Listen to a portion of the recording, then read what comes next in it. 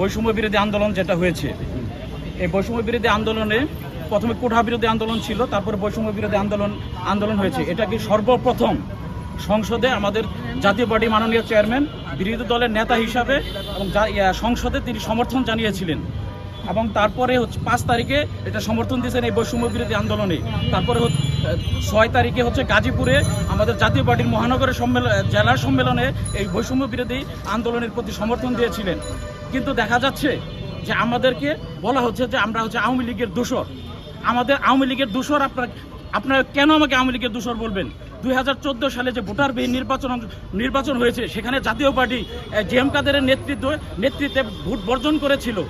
সেখানে আপনারা দেখেছেন যে হোসেন মোহাম্মদ এরশাদকে চিকিৎসার নামে জোর করে নিয়ে সিএমএসএম জোর করে নিয়ে তাকে করা হয়েছে, নির্বাচন অংশগ্রহণ করা হয়েছে।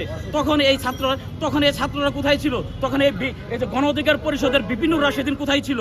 আজকে আমরা বলতে পারি যে আজকে এই গণ অধিকার পরিষদের যে বিপিনুর, তার বিরুদ্ধে কিন্তু তার যে আগের সভাপতি রেজা কিবরিয়া তাকে 400 কোটি টাকার দুর্নীতি দিয়েছিল, যে আপনার ইসরায়েলের দোসর বলা হয়। যে একটা বাংলাদেশের মতো একটা ইসলামিক রাষ্ট্রে যেখানে 80% হচ্ছে মুসলমান সেই দেশে এবং ইসরায়েলের মতো একটা এজেন্ট কিভাবে নিবন্ধন পায়? এটা আমরা সরকারের কাছে প্রশ্ন করি। বিভিন্ন তো ইসলামের সূত্র বলা চলে, তাকে আমরা সরকারের কাছে অবিলম্বে দাবি করবো যে তাকে যেন তার নিবন্ধনটা বাতিল করা হয়।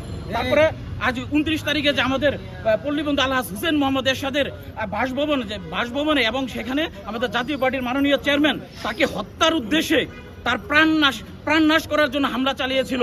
আমরা এর তীব্র নিন্দা প্রতিবাদ জানাই এবং সারা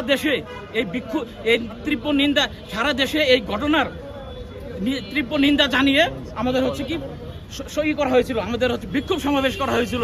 সেই বিক্ষোভ সমাবেশে আমাদের বরিশালে তারা এই গণ অধিকার পরিষদের কিছু টুকাই সন্ত্রাস তারা পিছন থেকে হামলা করেছিল। আমাদের জাতীয় পার্টির নেতা কর্মীরা সেটা প্রতিহত করেছিল। আমার উপরে আপনি হামলা করতে আসছেন, আমরা প্রতিহত করব না, প্রতিহত করেছিল। প্রতিহত করতে যে তারা আহত হয়েছে, তারা আবার আগেভাগেই তারা যে মামলা করেছে। আজকে গণ অধিকার পরিষদ তাদের ন্যূনতম কোনো রাজনৈতিক শিষ্টাচার নাই। রাজনৈতিক শিষ্টাচার যদি থাকতো তাহলে আজকে আরেকটা রাজনৈতিক দলের পার্টি অফিসের সামনে এসে বিক্ষোভ করতে পারতো না। জাতীয় পার্টি যদি কোনো অপরাধ করে থাকে তাহলে তারা ওই